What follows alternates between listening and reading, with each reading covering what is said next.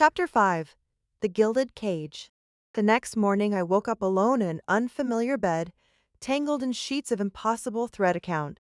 Sunlight streamed through floor-to-ceiling windows, illuminating a bedroom so vast and Spartan it felt more like a gallery showroom than a personal space. My head throbbed, a dull ache that was a phantom of the previous night's terror. The memory of being pinned against the glass, the city sprawling beneath me like a falling constellation, was branded onto my skin. My clothes from the night before were gone.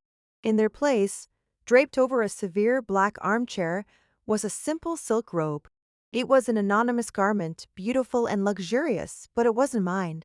The message was clear: Scarlett Vance, the woman with her own style and her own life, had been erased. I was now a blank canvas for him to paint on.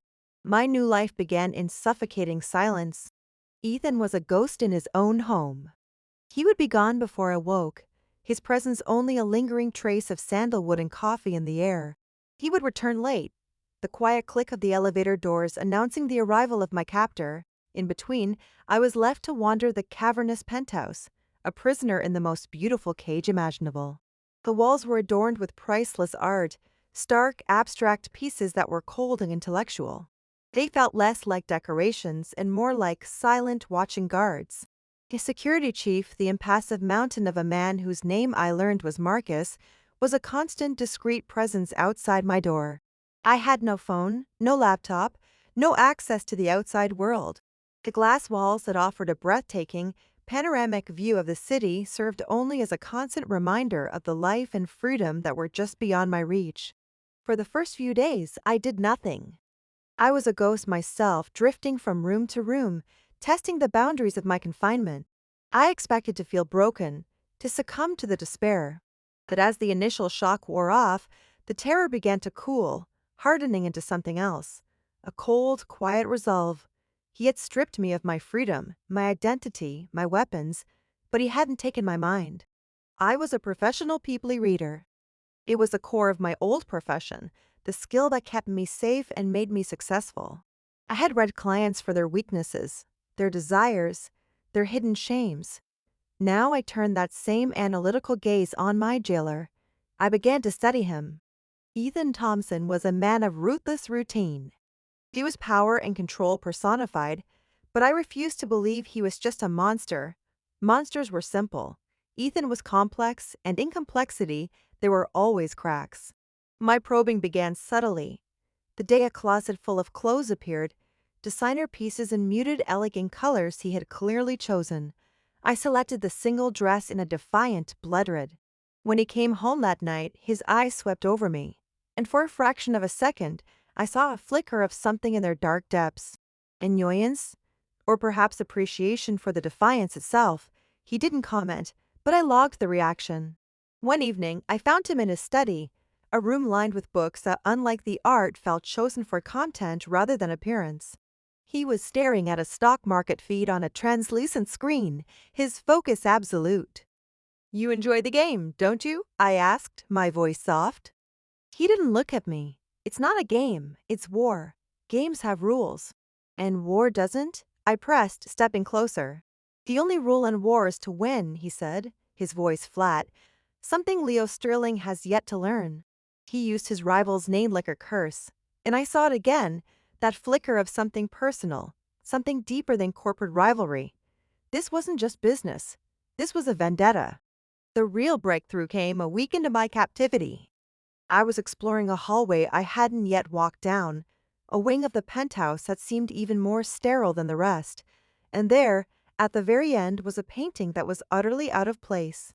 Unlike the cold, calculated abstracts that dominated the rest of the space, this was a landscape, a wild, stormy seascape under a bruised purple sky. The waves were violent, crashing against jagged black rocks. It was a beautiful painting, but it was filled with a raw, desolate anguish. It was the only piece of art in the entire penthouse that felt emotional. It felt like a wound. Ethan entered the hallway behind me, his footsteps silent on the polished stone floor. I hadn't heard him approach.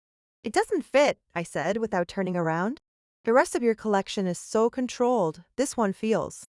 I felt his presence behind me, the familiar electric charge in the air. The silence stretched. "It was a gift," he finally said, his voice strained, tight. I turned to look at him.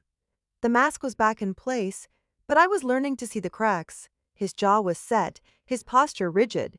His eyes were fixed on the painting, but he wasn't seeing it. He was seeing the memory it represented. "From someone important?" I asked, my tone deliberately innocent.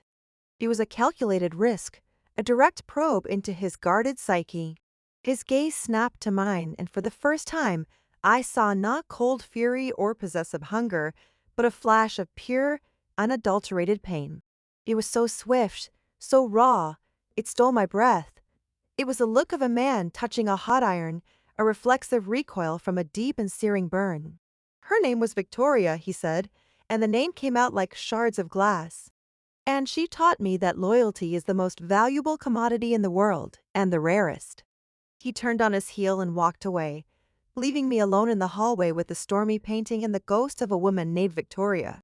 My heart hammered in my chest, but this time it wasn't from fear, it was from discovery. A lightning bolt of understanding had just ripped through the darkness. Ethan's obsession with me, his rage at my perceived betrayal with Leo, his insistence on absolute loyalty. It wasn't just about corporate warfare. It wasn't just about possessing a prize. He wasn't just punishing me for meeting with his rival. He was punishing her. This gilded cage wasn't built for me. It was a fortress he had constructed around his own heart long ago, after a betrayal so profound it had reshaped him into the predator he was today.